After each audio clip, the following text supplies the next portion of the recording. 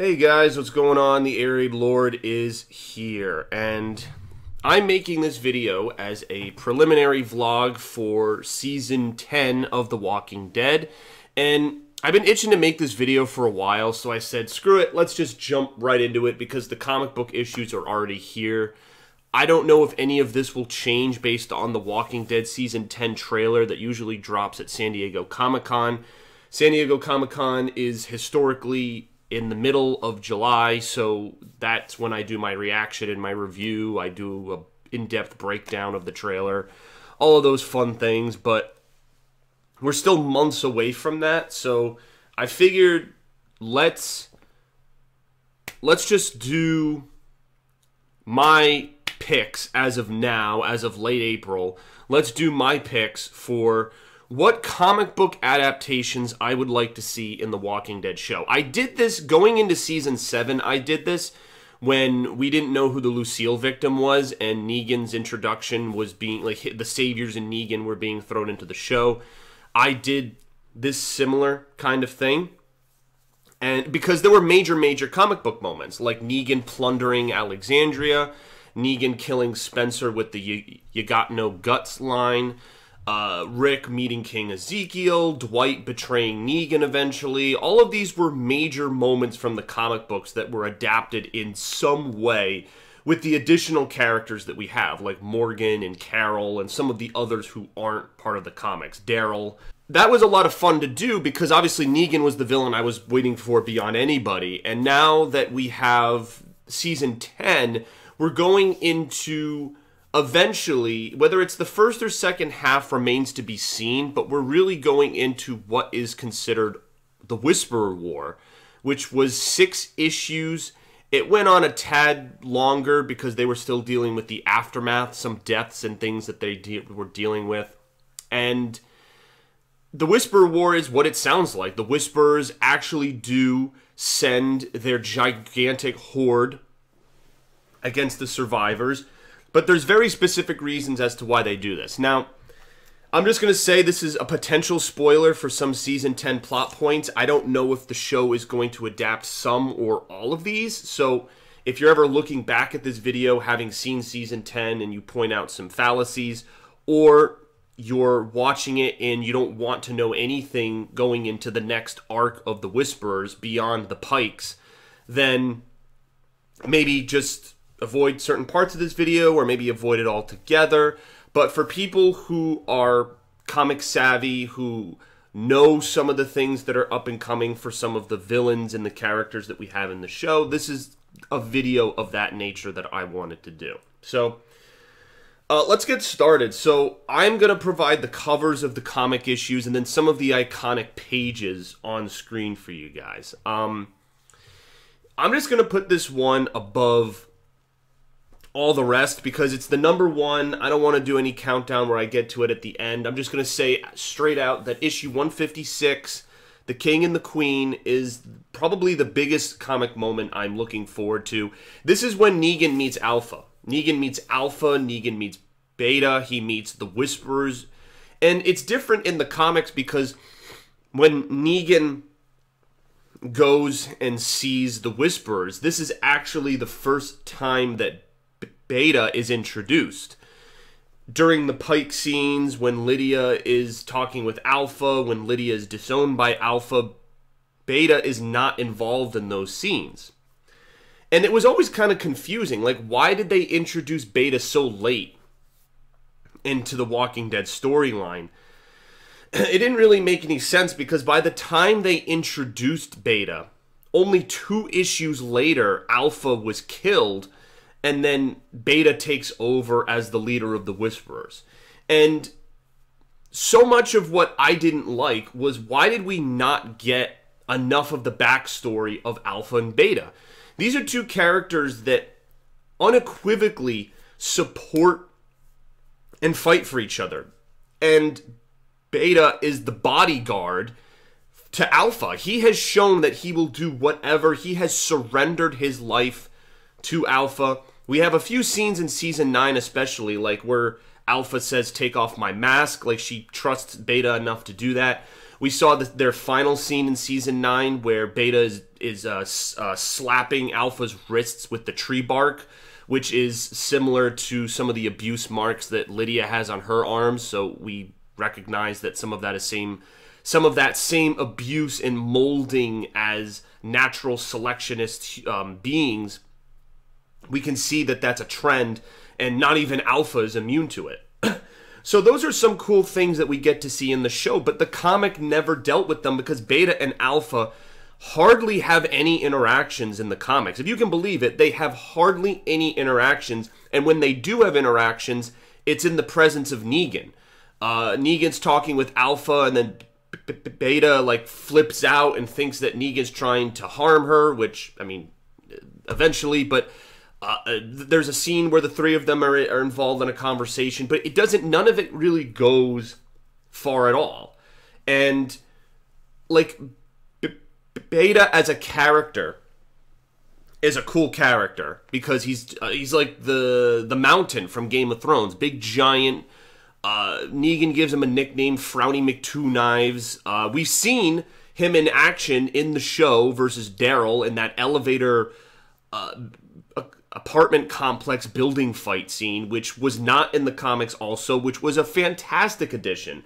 So just obviously to praise Angela Kang a little bit, you had that absolutely awesome fight scene. You had the introduction of his character far earlier in the show and in the appearance of the Whisperers, because you get to see the dynamic of him and Alpha. You get to see that building. Like, imagine if they didn't reveal his character until, if this does happen in Season 10, until Negan goes to the Whisper camp, and then it's like, oh my god, there's this big hulking giant. Like, it makes more sense when you're introducing the Whispers that all of their cards are on the table now. You have the Alpha and the Beta, you have their group, you have the giant horde. The cards are on the table. Like, the playing field is set. So now Season 10 is just like, how do all these pieces interact with each other? That's the big question moving forward.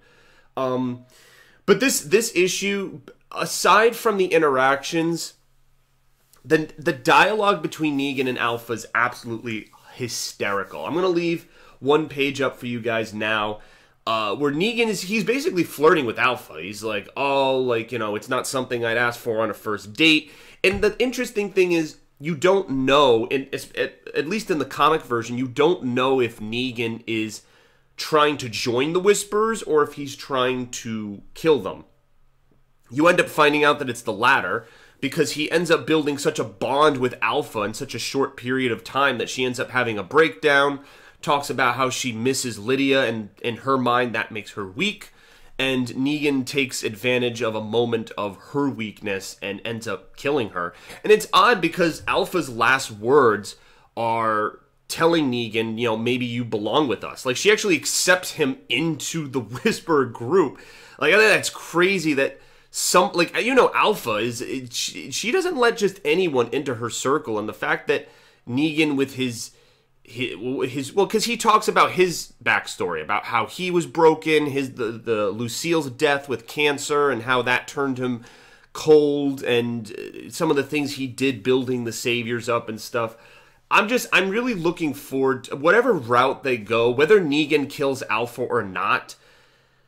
I'm just looking forward to Negan having interactions with the villains, because this is really the enemy of my enemy kind of thing, because Daryl, Michonne, everyone at Alexandria and the Hilltop, they're probably like, well, yeah, I mean, Negan's almost like a nuclear bomb, because A, the Whisperers don't know who Negan is, because Negan wasn't at the fair. You have to assume that Alpha probably, when she was roaming the streets of the kingdom, heard conversations and she picked up on some knowledge. One giant indicator of this is when she's talking to Ezekiel, she says, can you believe Michonne came? And I'm like, I remember in my reaction video, I was like, how the hell does Alpha know a personal piece of information that's exclusive to the communities? And you have to assume that she's listening to other people's conversations. She's walking the streets, seeing the art, seeing people having fun, and listening to those conversations. So are people talking about, you know, the Saviors, the history of the Saviors, how everyone got together, how some people from these communities were once Saviors, but now they're immersed into one larger group? Like, does she know who Negan is? Did she overhear anyone talking about Negan? Because Negan was in his cell at Alexandria when the Pike stuff was going on. So there's no way Alpha could gain that intel. So Negan is kind of the, like I said, like the virus, like the computer virus you could put into the Whisperers, because they don't know who he is. And that's an interest. In the comics, it works the same way. When Negan crosses the border, the Whisperers say, like, you know, oh, you weren't sent here. Like, Negan basically plays dumb. He's like, I'm not a part of this group or I'm just a wandering dude, and I'm interested in joining your little Whisperer group. Like, that's what he says. And the Whisperers, they don't know about him. No one's heard of him or anything. So they're just like, all right, I guess we'll bring this guy before Alpha and let her make the final call. But that's... It introduces a really cool angle. And now the only thing, though, is because the show has done some different things with Negan, Negan's not in jail anymore. In the comics, Negan is broken out of jail by a disgruntled kid who's angry at, in the comics, it's Rick. He's angry at Rick for not doing anything about the Whisperer threat after the Pikes. So he breaks Negan out as a means of getting vengeance against Rick. And his hope is that, you know, Negan does something to hurt the communities, when in reality he doesn't. But in the show, we know that Negan just saved Judith and the dog, and when he was being treated for his wounds by Siddiq, he wasn't handcuffed. And I think it was Angela Kang on Talking Dead that pointed out, did you guys notice that when he was in the bed being treated for his leg wound, he didn't have handcuffs on, which means they trusted him to some degree to not run away. Or again, though, but in the comics it's different because the Saviors and the Sanctuary are still a functioning force. In the show, the Sanctuary it's gone, it's eviscerated. All of the Saviors are spread amongst other communities, and some of them just recently died to the Pikes, and so there's no army, there's nothing for Negan to gain by getting out. And like, that's what Judith said. Like, she said that to Michonne a few episodes back in season 9. She's like, Negan did get out, Mom. He's not like that anymore. Like, and he said to Judith, like, there's nothing out here for me. I'm going back. So it's very different. It's very different. When there's no getting out of prison twice for Negan in the comics like there is in the show, because he got out of prison because Gabriel didn't lock the freaking gate again. He goes to the Sanctuary, realizes it's a bust, and his best move is to go back to Alexandria, where there's actually a functioning civilization for him to live a life. Like, if Alexandria... Like, the worst thing Alexandria could do, instead of making Negan a prisoner, they could say, all right, like, we're kicking you out. Like, almost give Negan the Dwight treatment. Like, we're just exiling you from every community, Hilltop, Alexandria, Oceanside, any community that you once reigned supreme over. We're exiling you, and you can't come back. Basically what Daryl did to Dwight.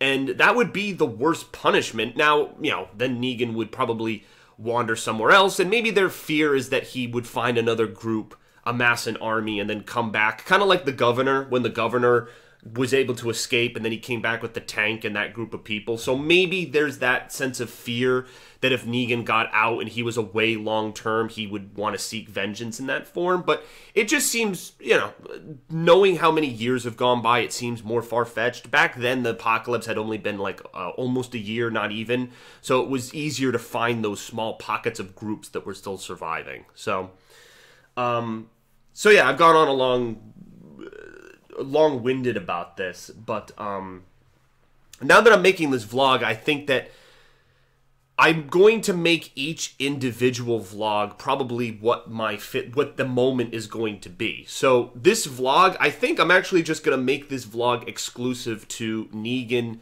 meeting Alpha and Beta and the Whisperers. So these are my predictions. Like, do you think Negan will meet Alpha? Do you think he'll meet the Whisperers? Do you think he'll meet Beta? Do you think he'll have a fight scene with Beta? Do you think he'll have a fight scene with Alpha? Do you think he'll kill Alpha?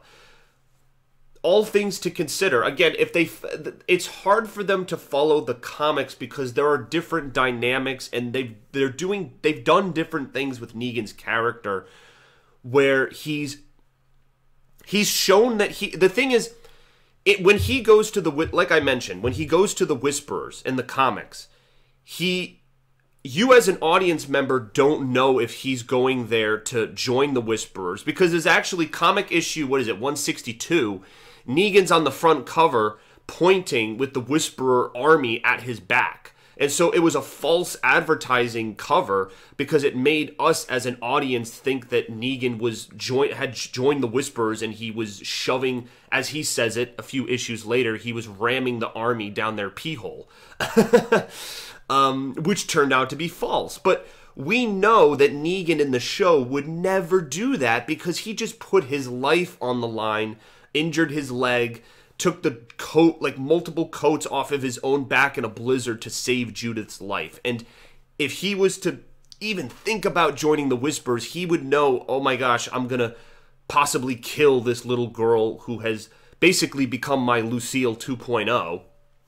And she is like the most important person in Negan's life right now. If you think about it, Judith is the most important person in Negan's life. Basically, his adopted daughter in some way. Like, if you're going to say that, Rick is gone and Michonne might be on the way, like, really the biggest parental figure in Judith's life is Negan, which is very, very funny. And you can actually see, maybe in hindsight, some foreshadowing when Negan first meets Judith, when he finds her in the bedroom and he's rocking her on the chair. So you have a little bit of that planted up front, which is kind of funny. But yeah, there's just, in my mind, Negan would be going to the Whisper camp like with a plan. Like Daryl, Carol, they would be talking to him like, all right, you're gonna go in, you're just gonna play dumb, you're gonna try to infiltrate. Like, there would be a plan. Like, it wouldn't be something he would do on his own, because in the comics, Rick and everyone involved in the communities, they don't know that Negan does this. He kind of just does it. He's like, hey, I killed Alpha, here's her head. And Rick's like, what are you doing, you idiot? You just triggered a war. And that's what he does. He basically, by doing that, Negan triggered a war, and the Whisperers descended their whole horde across the border. So really, it's Negan's fault that the Whisperers attack. I mean, you could argue that they were always going to attack, but by killing Alpha in issue 156, he basically sparks the Whisperer War. I think when Negan kills Alpha, I feel like her time was cut short, and I would like her to live longer. Like, I would have liked to have seen Alpha as the commander of the Whisperers in All Out War. Or, sorry, the Whisperer War, sorry. I don't think Beta was a good commander. He was basically just on a warpath. He was vengeful because he lost Alpha, and he just wanted everyone to die. Basically like the governor, kill them all. He had no goal except to kill them. So, lots basically to process from this vlog. Let me know what you guys think about these interactions with Negan. I know at the beginning of the vlog I talked about my top comic moments, but this is really number one for me, the one that I want adapted for Season 10. I'm going to do an individual video for each of the other moments, rather than make this vlog like 50 minutes long and have you guys kind of wander off, because it would be easier just to focus on one topic for each. So, yep, that's about it for me. Comment, rate, subscribe, all those great things, and let me know what you're looking forward to in terms of Negan and his Whisperer possibility interactions. Thanks. See you guys.